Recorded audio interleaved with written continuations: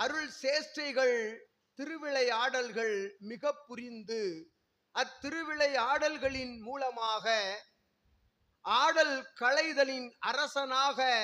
ஆடல் கலைகளில் அரசனாக அமர்ந்து நடமிடும் ஐயனுடைய அதிகார உள் ஆட்சிமை பொறுப்பிலிருந்து உள்ளாட்சிமை பொறுப்பிலிருந்து எமை தக்க வைத்து அமர வைத்து அழகு பார்க்கும் இத்தகைய